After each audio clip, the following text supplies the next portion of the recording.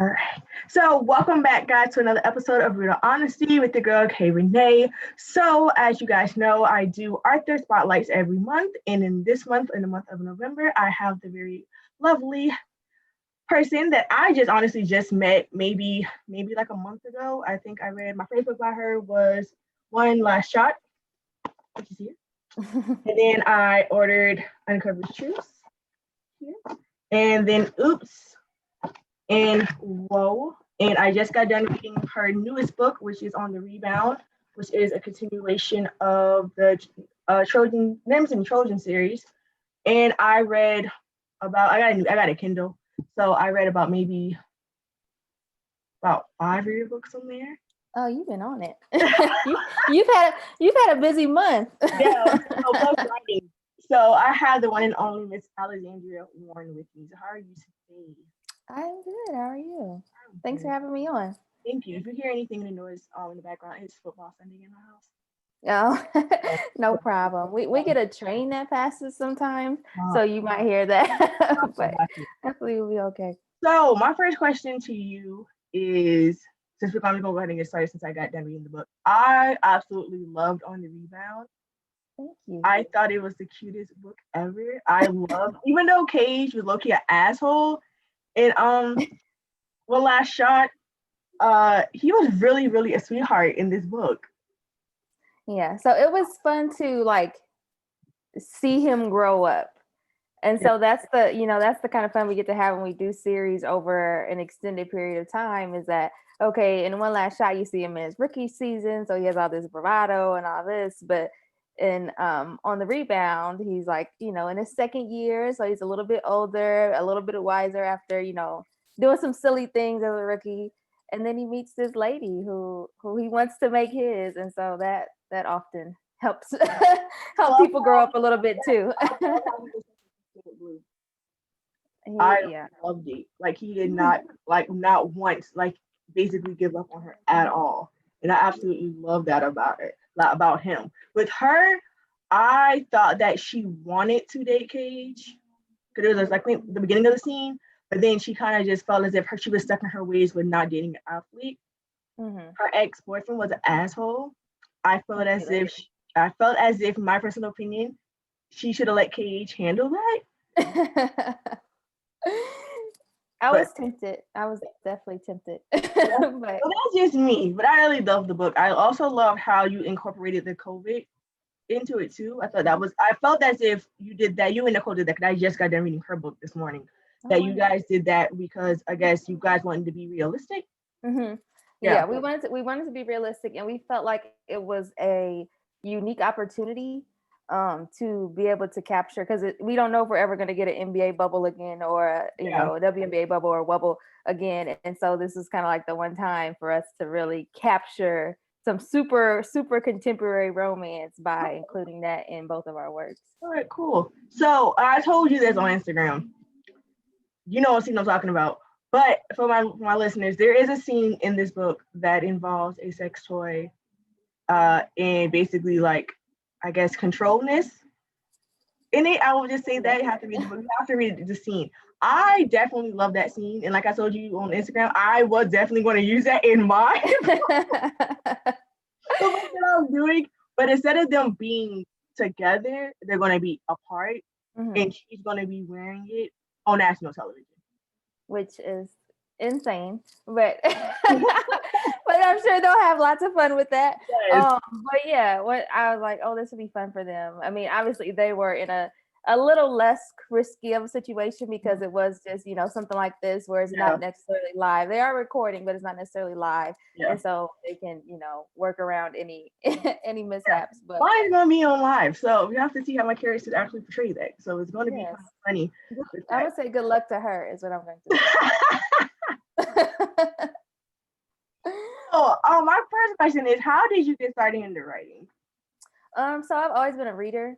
I've always loved to read Black romance. Usually it was more urban because that was just what was available to me. Yeah. So I would always go to like Walmart or Barnes and Nobles or whatever, and whatever they had in the Black book section, I was snatching that up to read. And so then I went to college, and obviously when you go to college, there's less time to do like reading for pleasure, reading for entertainment. And so once I graduated, that was something that I really wanted to bring back into my life, was being able to read. And so the more I started reading, I'm like, you know what, maybe I should try my hand at this. And so I had a friend who's an amazing author now, and she was I was beta reading for her. And so I ended up just typing up something and I sent it to her. And she was like, I need to see this whole page, and then I need to see you complete this book. And I'm like, what? Like, that wasn't even, like, I was just writing for fun. Like, this is just supposed to be something cute. I was just going to show you what I was, messing around with. And she was like, no, like, you need to put this out. And so that ended up being my first release, Attractions and Distractions, freshman year, which turned into, a whole series. And it was just on from there. Wow. Gosh, sweet. Okay, so I definitely have to read Attractions and Distractions. My friend Tiffany, I know she's going to be watching this. She put me on your book because she knew I was writing a romance novel myself. And she found you and Nicole's book on Amazon. And she was like, hey, I think you like this. And I was like, okay, cool. Never heard of you guys at all. I was just stuck in my Ashley Antoinette's, C. Phillips, DeQuavis Coleman thing, because I'm a huge fan of all three of them. And I was like, okay, something different. Cool. So I read it, and I told Nicole on Instagram too. Shaw's Not Taking Made Me cry at the end. I love that book. I love that book. Yeah. Your book made me cry at the end. I mean, I love mine too, but and then I just started getting like majority of her books. I got her first 3 books she ever wrote. I just ordered Novellas the first, and I've loved that. I do have your collection of Novellas that we're gonna get into in a minute. That should be on the way because I just ordered that Friday, so your book should be here today. And that's the ones I read on Kindle. And then I got your book because I ordered this one and the other 3, and I just like fell in love. And I was like, why did I? Well, my first intuition was like, never heard of you guys. Why is that?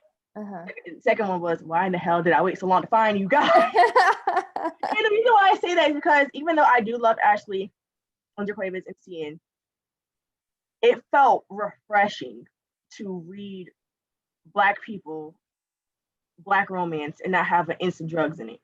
Like, it honestly felt like a brush of fresh air. And granted, there was some drama in it, but not drama to where it's just like drama, well, I'm gonna kill somebody, this and this and that. Yeah. Like drama that people in relationships go through, and I love that about you guys. And I mean, that's definitely for us. Urban is a wonderful genre. It's a popular genre. Every once in a while, I still need an urban fix in my life to listen. Butterfly 3 from Ashley come out next month. I already got that junk on pre-order, so I got my little dose of. I got an Ashley book right behind me. That's my little dose of Ashley. I have my old school Motto Flame. Yeah, so that's what I'm saying. Like, I know what you're talking about. But yeah, so the same thing kind of happened to me actually. Was that you get everything from the store, and everything is typically a lot of urban or a lot of like super traditional romance. Yeah. But then I got online and I found Christina C. Jones. And so she was the one that actually pushed me off the ledge to publish. Okay. But I found her, and then once you find one of us, you get exposed to this whole community of Black indie romance authors, and it's completely different from anything you're going to find on the shelf. Yeah, it is different than just the general urban that you might find in the stores. And so it's a beautiful place to be. I have one of her books. I have even though it's an old one. Actually a new one. I have The Innovation of the Rose. Oh, that's a good one.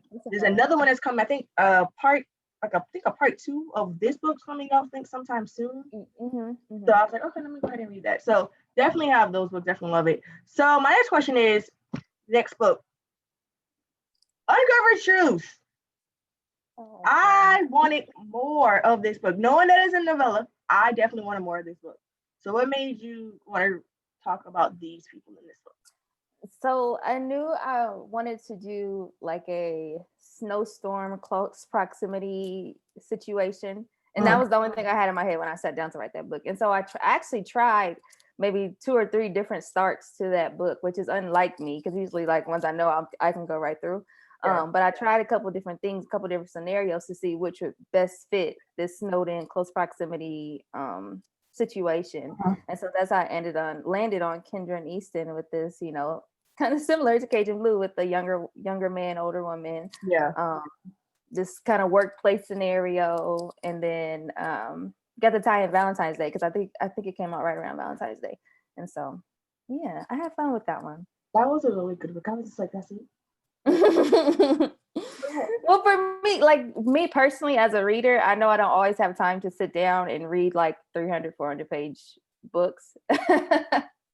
And so for me, I really cling on to novellas because I know this is something I can finish like in a night or in an afternoon, or, you know, when I just have some time in between projects that I'm not like stressed trying to finish because I need to get to my next thing. And so that's why I really like writing novellas. Even though my last release was a full one. So yeah, I'm opposite of that.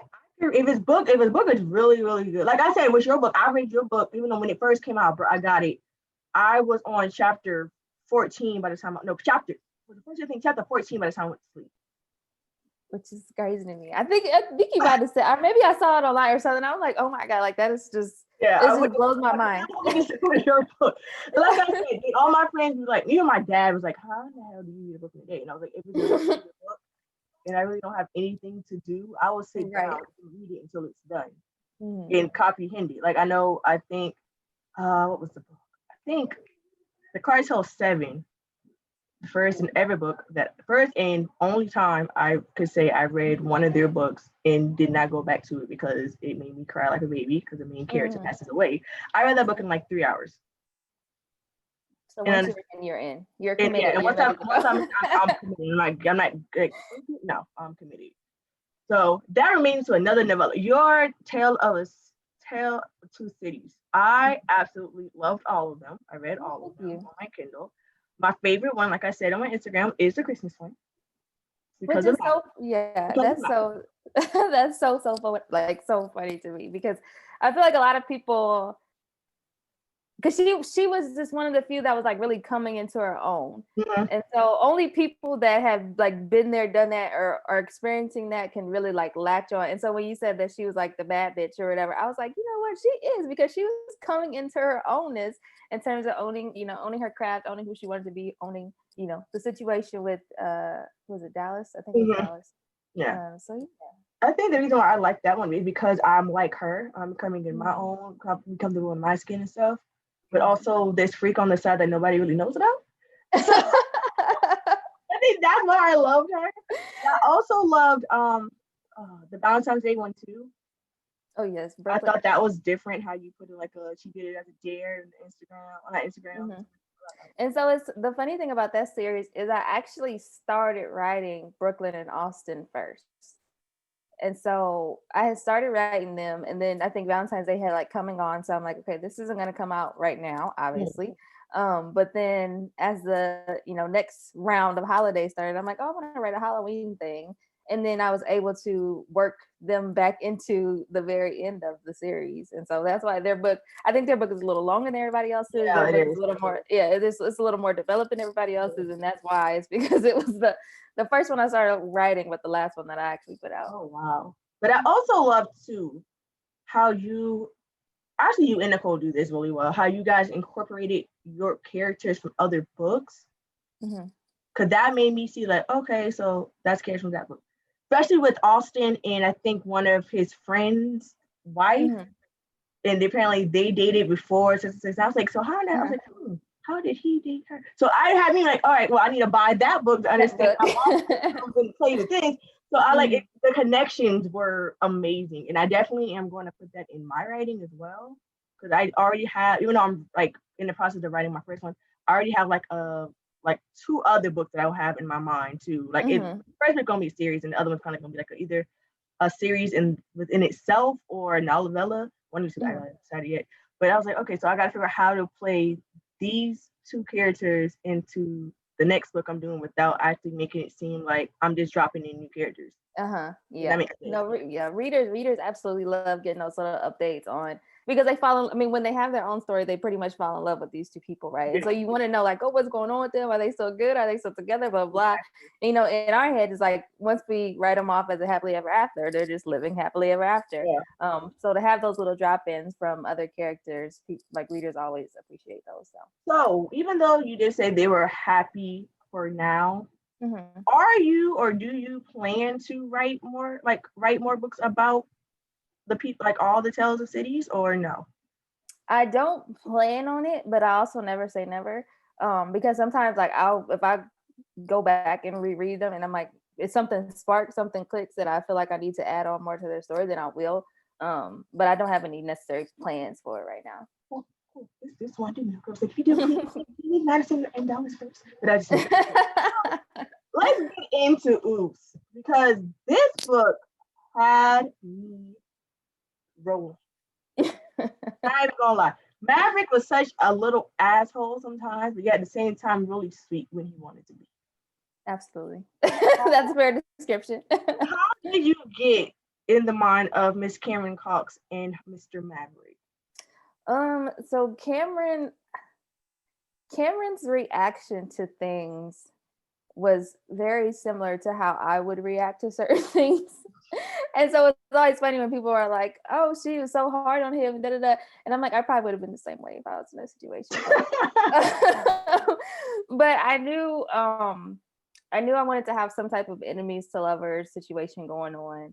I knew Maverick was going to be the one that, well, they both grow in different ways in that story. Mm-hmm. But I knew Maverick was going to have to do some maturing to be able to handle Cameron, because Cameron was very much stubborn, set in her ways, knows what she wants, very much settled into her career, into her life, into the flow of things, and things that disrupt the flow of things that don't work out well for her.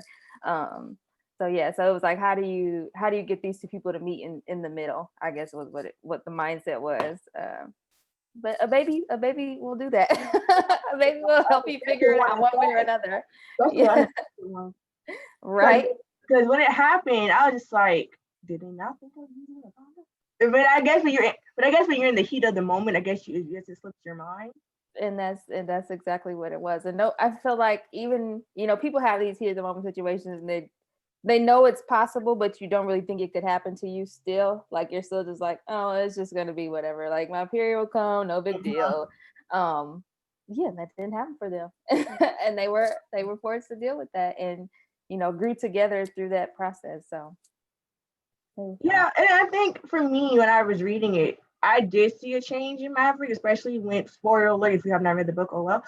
So when Cameron did tell him that she was pregnant, kind of like a light switch came on for him, because he was just like, whatever you decide to do, I'm with it, but I hope you don't abort the baby. Yeah, I feel like he, once he was like accepting of it and he was ready to deal with it, but he also had to like come back to himself for a second and like regroup before, and then they kind of had that whole situation. But once he was on board completely, it was nothing. He was completely on board with the baby and with Cameron, because he wanted to be with Cameron, which I was really happy about too. Because I think from what I've read, it seemed like he always liked Cameron and he always wanted to pursue her, but she always never gave him the sign of the day. Yeah. And they kind of had this, back and forth kind of flirty banter sort of relationship. Kind of like an enemies to lovers story. Mm-hmm. And then, Cameron had a boyfriend at a time. Yeah, right. Maverick had a girlfriend at the time, right before all this happened. Yeah. So that was their situation. Yes. They had a lot going on. Yeah, it was. And then we go to Woe, and then we go to Melinda. And I felt that this book right here, it's not me, but at the same time I kind of related to Melinda, because how driven she was, that she felt as if she didn't need anybody but herself. When then Walter came in, it was like, listen, I know what I want, and I want you. Especially the scene like the morning after, he was just so nonchalant and didn't really care who saw him. So confident. He was just so confident in himself. And I felt as if I love the conversation with her and her mom in this book. I really she had to really sit her down. And I really felt that conversation that she had with her mom made her realize, all right, I low-key kind of fucked up. And how can I fix this? Yeah, from there. And she, she almost had to eat her words when she walked in. She's like, oh my God, like, what if he really already moved on from the situation?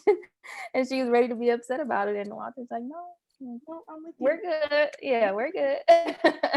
But yeah, so far the books that I have read, I Do Love by You. Oh, another one I did read, Real Deal. Oh, Jasmine and Ragged. I did read that book too. That was the first book I read on Kindle. I honestly, I like every book you read. I loved. I have not. I can't say that I didn't like. I rated all your books 5 stars. thank you.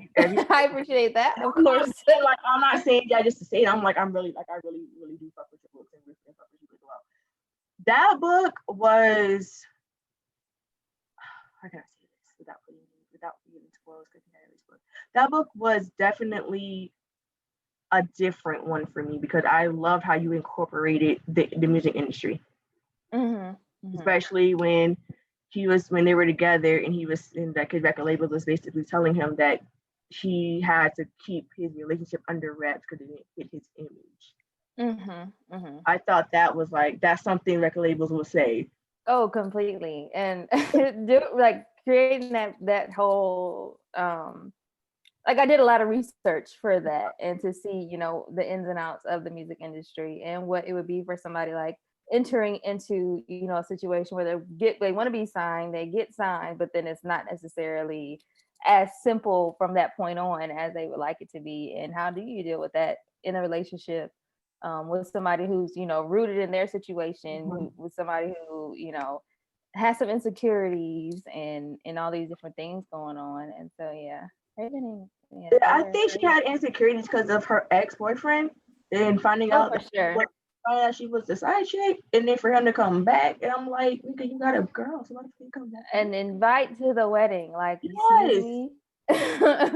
But on the other hand, it's like you already said spoilers, so I can talk spoilers. Yeah, go ahead. But on the other hand, like it was kind of that situation that led her to Gavin in a way, because otherwise she would have had no reason to make up this whole fake relationship situation, and they would have had no reason to have this bargain where he's like, okay, well, I can be your fake boyfriend here, but you got to come see my mom with me and all these different things. And that scene was really funny too, because she was like, I can't do this, like I don't want to do it, like I can't, like this is it's too much. It's just, but no, they were a lot of fun, and it was. And I love how she supported him, even though she, she took time off to go to work, at her job to go support him, even though she felt as if it wasn't what her life was supposed to be.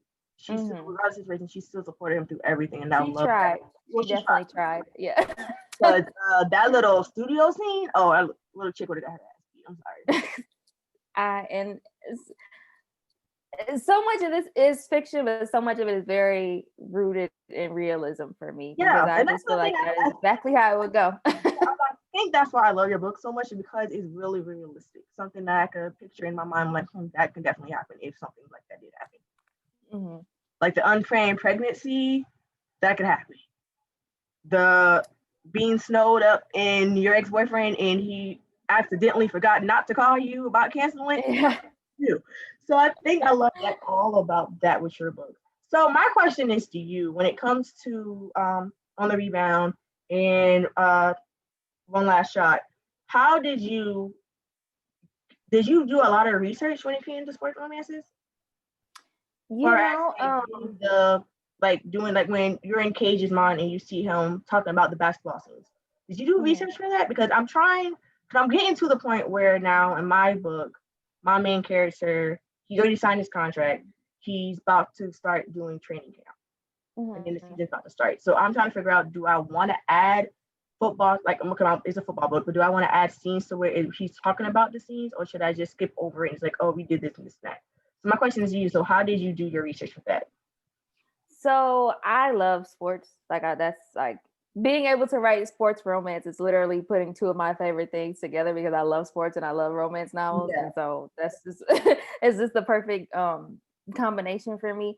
And so actually writing the basketball scenes, to me, it's, if you're going to call your book a sports romance, you have to have some type of actual sports happening. But I feel like it also has to be relevant to what you're like. You don't want to just write a scene just to write a scene. Like, you want it to be relevant and push your story forward and be relevant to what's going on in the story. And so that's why there were, and On the Rebound, I'll give for an example, there were some games that were just kind of glossed over, like this happened, this happened, this happened. And then there were some games where you actually see the moments that, make your heart race a little faster, because like, oh snap, like that's about to happen.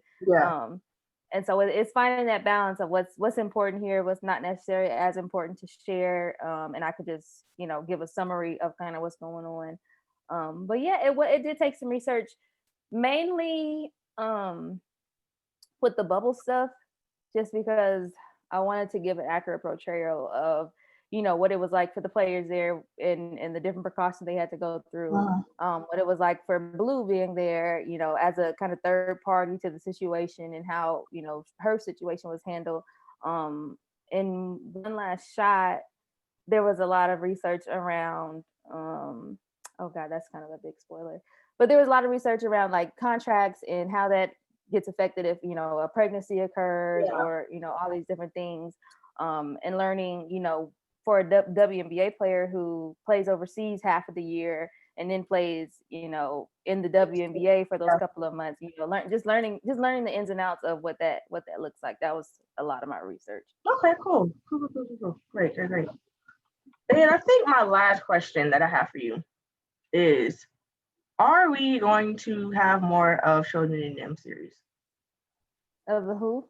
Of the Shojin and Nims, or is it going to be like a continuation of books? Oh, yes. Yes. Short answer, yes. I don't know who will be my next people at this exact moment. But yeah, me and Nicole, we have so much fun with that. And it was such a, a dream come, because I love Nicole Falls' work. And so it was a perfect, for her to have even, brought up this whole idea of collaborating and doing a basketball series. I'm like, girl, yes, like, let's make this happen. What do we need to do? Let's do whatever we need to do. Let's make it happen. And so, the first books came out, and it was like, oh my God, that was so much fun. I can't wait to do it again. And then this year happened, and it's like, oh my God, what are we about to do? Because don't we, include the bubble in the bubble, all this COVID stuff, do we, the civil unrest, like, how do we, manage all of this stuff? But it's so much fun to collaborate with her, and it's so much fun to create this whole other world. And like, before I wrote One Last Shot, I had never even been to Nashville, and so we actually after those books came out, we actually took a trip to Nashville. Oh, wow. And so being able to be there and really get immersed in what it's like, and then bring that to the next two books that we just put out was a lot of fun. So yeah, there will be more. I'll say that made me happy, because I will read all of them. I just ordered Bounce Back paperback. That will be tomorrow. That will come tomorrow. I'm waiting yours to get paperback, so I can order yours directly from you. And yeah, I'll have the entire series. So I'm super excited about that. Yeah, I'm excited to see the paperback for these last two, because I just know they're just going to be so beautiful, and I can't wait to see them all together. So do you have any, besides the series, do you have any other books that you're working on that you could tell my viewers about? Anything that I can talk about? Let me think. Am I working on things? Yes. Any I can talk about? That's the question. But I do. I have a series called the Building 402 series. It's a novella series about this apartment building and all these different couples in this apartment building. And the fourth book has been giving me so much trouble that it's just, I've been pushing it off, but I really do want to have that out before the end of the year. So hopefully that'll be my next thing. That's the book that Tiffany was talking about. That's the series that she read. Oh, Building 402 series. Yes. She told me that I need to get on that, so that'll be the next thing I purchase is the series. Yeah. But I definitely need to. But I definitely want to read the Attraction and Distraction series, because I like how you had the junior, sophomore, junior, senior. The second book that I do have is going to be about the male's main character's little brother, who's in high school, and his love interest. So I'm kind of doing like a little senior thing, going off the college type situation. So I do have my works too. So yeah. So I was going to say thank you for joining me. I actually appreciate it. Make sure you get Oops. Make sure you get Whoa. It is quote unquote, even though it's not a series, definitely read it first and then Whoa, because you have to understand the characters more. Definitely read the Nymphs and Trojan series. You've got Shots Not Taken, which is the first book by Nicole Falls. You have One Last Shot by Alexandra Warren. You have On the Rebound by Alexandra Warren. And then you have Bounce Back by Miss Nicole Falls. Definitely get all her books. I'll leave her information in the section below. Follow her. She's amazing. Make sure you watch their Instagram live, because I definitely will be watching that on Friday is that 8 o'clock or is that 7? It is at, let's see, it's at 6 o'clock my time. So 6 o'clock Central, 7 o'clock Eastern, 4 o'clock Pacific. Okay, yeah, cool. I did that right. Definitely be watching that for sure. I will be having some questions in there. Please do. Definitely do. And that is it, guys. Until next time, have faith, have confidence. Love you always, always be you. And I'll talk to you guys later. Bye.